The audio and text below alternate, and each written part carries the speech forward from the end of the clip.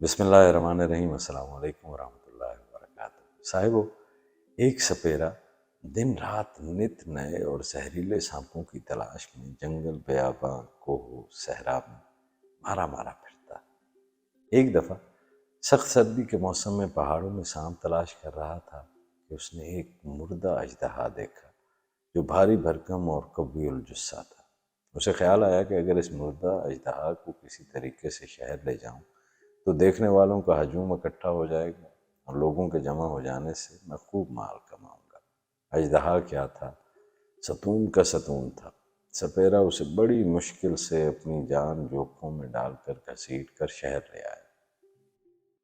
غرض سپیرے کے اس کارنامے سے شہر بغداد میں ادھم مچ گیا۔ تو چل لوگوں کے کانوں میں جیسے جیسے یہ خبر پہنچی کہ سپیرا ایک نادر قسم کا اژدہا پکڑ کر لایا ہے، وہ سب ہی کام چھوڑ کر اسے دیکھنے کے لیے آ گئے۔ سینکڑوں ہزاروں لوگ جمع ہو گئے۔ بے پناہ سردی اور برف باری کی وجہ سے اژدہے کا جسم سن ہو چکا تھا۔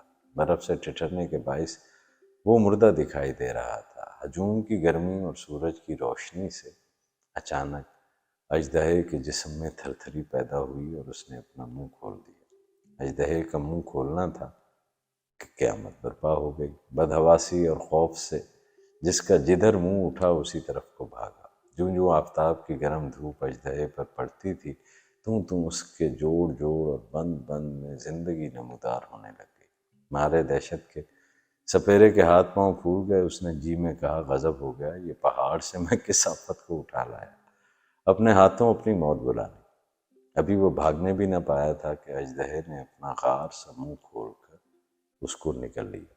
پھر وہ رینگتا ہوا آگے بڑھا اور ایک بلند عمارت کے ستون سے اپنے پیٹ کو لپیٹ کر ایسا بل کھایا کہ اس سپیرے کی ہڈیاں بھی سرما ہو گئیں۔ صاحبو، ہمارا نفس بھی اژدہے کی مانند ہے۔ اسے مردہ مت سمجھیں۔ ذرائع اور وسائل نہ ہونے کے باعث ٹھٹرا ہوا نظر آتا ہے۔ اللہ تعالیٰ کی عبادت سے غفلت اور دنیا داری کی حرارت سے وہ حرکت میں آ جاتا ہے۔ آپ کو خیر ملے اور خیر بانٹنے کی توفیق ملے۔